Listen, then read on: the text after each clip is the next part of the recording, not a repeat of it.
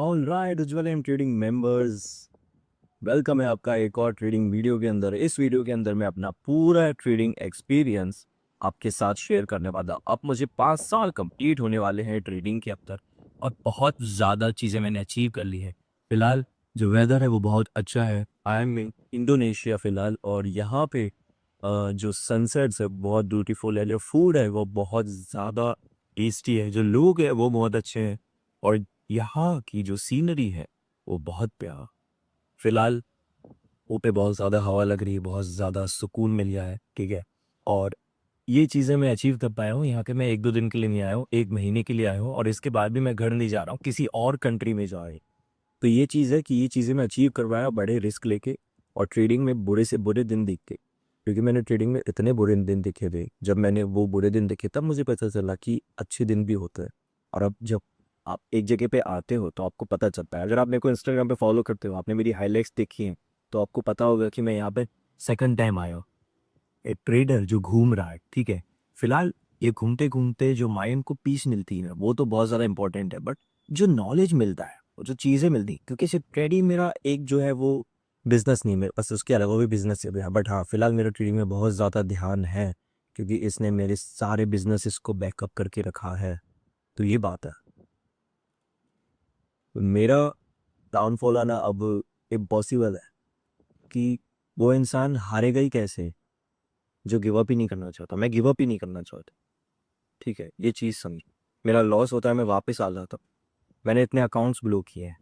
मेरा ये second account है जिसको मैं $1000 से $7000 पे लेके आया हूँ। इसको भी 1 मंथ कंप्लीट होने वाला है इस चैलेंज को। तो मुझे इस अकाउंट को $1000 से $10,000 करना था 1 मंथ के अंदर, पर फिलहाल मैं थोड़ा लेट हो रहा हूँ, ठीक है। और वो इसलिए हो रहा हूँ क्योंकि बीच में जब भी वॉलीटिलिटी हाई होती है तो स्ट्रैटेजी तो सेम है और वो वर्क करना बंद कर देती है, क्योंकि मार्केट के रूप बदल जाते हैं। और यही चीज़ है कि फिलहाल ट्रम्प जो कर रहा है उससे भी मार्केट पे बहुत फर्क पड़ रहा है। तो फिर हमें कभी कभी ब्रेकआउट्स उस जगह पे देखने को नहीं मिलते जहाँ देखने मिलने चाहिए, क्योंकि बाहर जो होना चाहिए वो नहीं हो रहा। तो ये चीज़ है, तो जो बाहर डिफरेंस आता है वो यहाँ पे भी आता है। तो ये चीज़ है कि वॉलीटिलिटी जो है वो बहुत ज़्यादा इंपॉर्टेंट है। अब ऐसा भी नहीं कर सकते कि बाहर किसी ने मिसाइल छोड़ दी तो यहाँ पे अप डाउन का ट्रेड ले ले। ऐसे वर्क नहीं करता मार्केट, ठीक है। तो मार्केट का सप्लाई और डिमांड जो है वो बढ़ जाता है। मार्केट में भी तब वॉलीटिलिटी बढ़ जाती है, ट्रेडर्स बढ़ जाते हैं, ठीक है। बट ये है कि जो लॉन्ग टर्म में पोजीशंस होल्ड करते हैं उन्हें फर्क पड़ता है, शॉर्ट टर्म में नहीं। हम 1 मिनट पे ट्रेड करते हैं, हमारा डिसीजन जो है वो चेंज होता है। हमें सिर्फ जो वॉलीटिलिटी है उस पर ध्यान। अगर मार्केट के अंदर जो हम ट्रेड ले रहे हो और उसके बाद ये जो 15 सेकंड की जो कैंडल्स हैं वो 4 कैंडल्स हमारे फेवर में बन सकती हैं, तो हमें बस वो देखना। मैंने फिलहाल यूएसडी आईएनआर के अंदर एक येलो लाइन जो है वो ड्रॉ की, उसके ऊपर एक और की है, 2 लाइंस ड्रॉ की। ये दोनों जगह वहाँ है जहाँ से मुझे एक डाउन का ट्रेड लेना है या तो अप का ट्रेड हो। अब यहाँ मैं एक अप का ट्रेड लूंगा, मैं उसका रीज़न बताऊंगा। सबसे पहले एंट्री लेते हैं। तो जो येलो लाइन ये थी, ये पहले रेजिस्टेंस थी जिसको मार्केट तोड़ नहीं पाता था, और बहुत आसानी से तोड़ के ऊपर गया, फिर ऊपर से रिजेक्शन लेके नीचे आया। अब इस ट्रेड के अंदर एक है जो अप का डायरेक्शन है वो हमारे फेवरेबल है, ठीक है। पहले भी देखो मार्केट एक अप ट्रेंड में, मार्केट ऊपर चला, उसके बाद ये जो लेवल है ये वीक हो चुका है, ठीक है। तो यहाँ से जो पुल बैक है वो कंटिन्यू होना हमारे लिए पॉसिबल है। तीसरा, ये सिर्फ एक करेक्शन है, ठीक है। बस हमें ये ध्यान रखना है कि हम रिस्क उतना ले जितना हमें प्राइस को जो है वो मैनेज कर सके। हमारी जो एंट्रीज होगी वो बहुत ज़्यादा जो है स्पेस में है भी एक दूसरे से, ठीक है। हम सारी एंट्रीज एक जगह पे नहीं ले। अभी जो एंट्रीज है वो कम है, रिस्क कम तो पे, ठीक है। हमारी फर्स्ट एंट्री जो है वो सिक्योर नहीं है, ठीक है, पर हमारी बाकी जो एंट्रीज है वो थोड़ी बहुत अभी तक प्रॉफिट्स आए। तो हमें यही करना है, जब हमारा जहाँ प्रॉफिट हो रहा है हमें वहाँ पैसा डालना है, जहाँ नुकसान हो रहा है वहाँ पैसा नहीं डालना। अभी वेट करना है 3-2-1, बाकी की 2 एंट्रीज विन हो रही है, उसके बाद ये 2 और एंट्रीज विन होंगी, हम प्रॉफिट्स में आ जाएंगे, ठीक है। अगर नहीं होती है तो भी हम लॉस में नहीं आएंगे। बस इस तरीके से रिस्क मैनेज करके आपको अपने अकाउंट को ग्रो करना है लॉन्ग टर्म के अंदर। सपोर्ट और रेजिस्टेंस ड्रॉ कर, रिवर्सल के लिए ट्रेड लो, कभी भी ब्रेकआउट पे ट्रेड मत लिए। नीचे आ रहा है ऊपर के लिए ट्रेड लो, ऊपर जा रहा है नीचे के लिए ट्रेड, बस यही।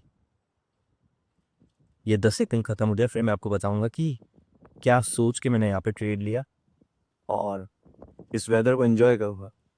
मुझे घर पे कहाँ ऐसी चीज़ें देखने को मिलती है। सन ऊपर है, वहाँ पे बच्चे लोग पतंग उड़ा रहे हैं, यहाँ पे प्रॉफिट हो चुका है, और वहाँ पे 10-15 अमेजिंग विलास बन रहे हैं। यहाँ पे भी स्विमिंग पूल वाले विलास बन रहे हैं। ये खुद एक विला है, इसमें स्विमिंग पूल है। और एक आइलैंड जो कि इतना शांत है। ऐसी लाइफ कहाँ देखने को मिलती है। ये जो हवा है ना, ये इतनी प्योर है और इतनी सॉफ्ट है, इतनी कोल्ड है। ठीक है, तो बाहर जो माहौल है, जो वेदर है, वो बहुत सनी। तो ऐसे ऐसे माहौल में अगर आपका लॉस भी हो जाता है ना, तो आप शांत रहते हो कि चलो जिंदगी चिल है। तो आपको अपने कंफर्ट जोन से बाहर आना पड़ेगा। ठीक है, आपको जो डिफिकल्ट चीज़ें हैं उन्हें एक्सपीरियंस करना पड़ेगा। अगर आप इस तरीके से ऊपर आना चाहते। सपोर्ट और रेसिस्टेंस की जो ये स्ट्रैटेजी है, मैंने पूरी तरीके से अपने वेबिनार के अंदर एक्सप्लेन की है। अगर आपने वेबिनार देख लिया तो देख लो। अगर आपने अच्छे से मेरी प्लेलिस्ट नहीं देखी है बाइनरी बेसिस की, तो यूट्यूब पे मेरे चैनल को क्लिक करके प्लेलिस्ट देख लो। डेली बेसिस पे ऐसे जो एनालिसिस है मैं अपने प्राइवेट ग्रुप में शेयर करता हूँ। नीचे टेलीग्राम चैनल का लिंक दे दूंगा, वहां भी आके देख लेना। ठीक है, ट्रिप की भी डिटेल्स टेलीग्राम पे मिल जाएगी, स्ट्रैटेजी की भी और एनालिसिस की भी।